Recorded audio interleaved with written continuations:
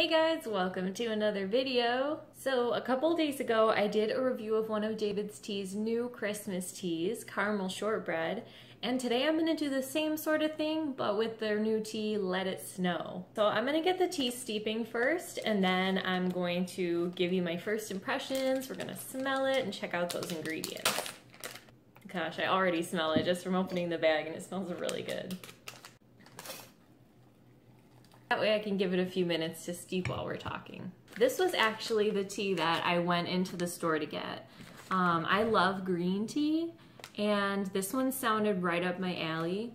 When I first heard the name of it, I kind of thought it would be similar to Snow Day, which was around last year but did not return this year. Snow Day was an herbal tea with mint and chocolate, so I was thinking that this might be like a mint chocolate sort of thing, but it's not. It's even better. It reminds me a little bit of almost like a desserty version of Kashmiri chai. So here is what it says on the package.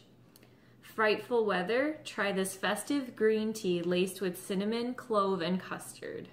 So when I went into the store, I tried to read like the backs of the tins because if you don't know, if you've never worked at DAVIDStea, you might not know, but on the back of the tins, there's all kinds of information about the tea and a bunch of fun facts about it as well, so that the tea guides can have some like cool things to bring up to the customers. So there's a little DAVIDStea hack. If you're in a DAVIDStea and you're checking out some teas, feel free to flip the tin around and read the back. I don't remember all of what it said on the back of the Let It Snow tin, but it did say something about like tastes like eggnog. I've been on such an eggnog kick, or such a like soy eggnog kick, and I was like, okay, need to get this. I'm probably gonna try to stock up on a little bit more so I can make eggnog lattes because I'm planning on really liking this tea. I'll be surprised if I don't. Okay, ingredients: candied pineapple, green tea, black currants, apple, cinnamon, white chocolate, cloves, stevia extract, and natural flavoring. So this tea does have milk in it. So if you're someone who avoids dairy, then you don't want to go for this one. Also has soy and sulfites in it.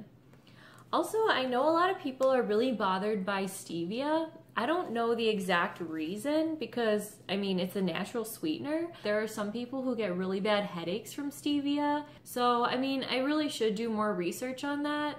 But both of the teas that I've tried so far from the Christmas collection have had stevia in them. And I'm not bothered by it, but a lot of people are really against stevia, so that's something to note as well. So since it's a green tea, it has low caffeine, and we're gonna let it steep like, it says 3 to 5 minutes. I usually do closer to 5. So this tea they still did have in loose tea. The other two teas that I bought, I had to buy the tea boxes because they were out of loose tea at the location I went to. So I'm gonna take out a spoonful and show you because I don't think, probably can't see it super well like that. But here's the loose tea. It smells really good, you guys. Definitely smells like custard or like, it reminds me of something like creme brulee or something. It smells amazing. So it's almost like a chai because it does have some cinnamon and cloves, but a little different. So it probably would have been a lot easier if I just tried all 3 of these teas in the same day and just made like 3 cups of tea and then like went through each one. But I just really prefer, like when I'm trying a tea for the first time, to be able to like give it a full chance, and like I just like to have like the full experience. So when I was working at DAVIDStea, sometimes when we'd have new collections come out, or we would make like a cup of each new tea and then we'd just all kind of share it. So yeah, we would just try like a sip, but I don't really feel that you can make like a full decision based on a sip. I feel like you really need to like have the full experience of like a whole cup of it to be able to tell whether or not it's like your cup of tea. Instead of just making all 3 at once and just like chugging them all down, I've decided to do 1 per day so I can have like the full experience and kind of like soak it in. I think we're ready to steep, so I'm gonna go ahead and take out that infuser. So by looking at it, you can totally tell that there's white chocolate in there because it's kind of like a creamy, like you can't see through it, like it's a little bit opaque and not completely transparent. It definitely has like an apple smell, like I can smell the apple, almost like an apple pie. Oh, I'm so excited. All right, I'm gonna go for it. Please don't burn me.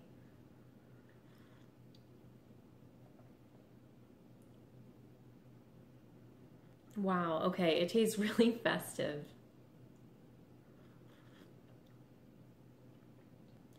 It's like a spiced, like apple sort of taste. It's really good.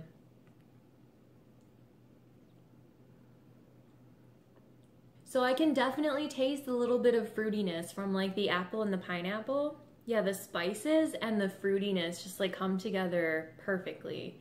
This is Christmas in a cup. So when I worked at DAVIDStea, I'd hear that term all the time around the holidays, but this is Christmas in a cup. It's this one. I want to go out sledding and then come home and like take off all my snow clothes and get into cozy PJs and have this.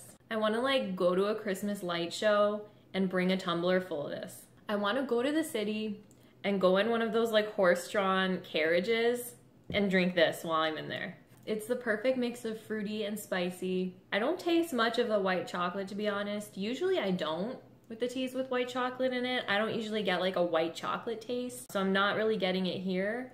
But I taste the fruit a little bit more than I expected to, because there are a lot of teas that have apple in it, but you don't taste the apple. It's not usually like the prominent flavor in teas that aren't like apple cider, apple strudels. But this one I can definitely taste the apple, and it's really like comforting, and the spices in it are super comforting as well. This would be really good as like if you made tea infused oatmeal. Let me know if that sounds interesting to you, and if it is, I'll make it with you guys.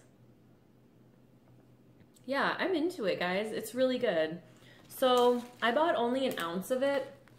Usually an ounce is enough for about 7 cups of tea. And with this one, I'd say probably 7. Like sometimes there are teas that are more fluffy, like straight spearmint or like straight peppermint. And then there are teas that are more dense, like banana nut bread and forever nut, have like heavier pieces in it. So with the fluffier teas, you're gonna get a lot more tea for an ounce than you would with like a dense tea, where you'd get a lot less per ounce, like less cups of tea per ounce. And this one is like pretty standard. So I'm thinking I'll probably have about 7 cups of tea out of this.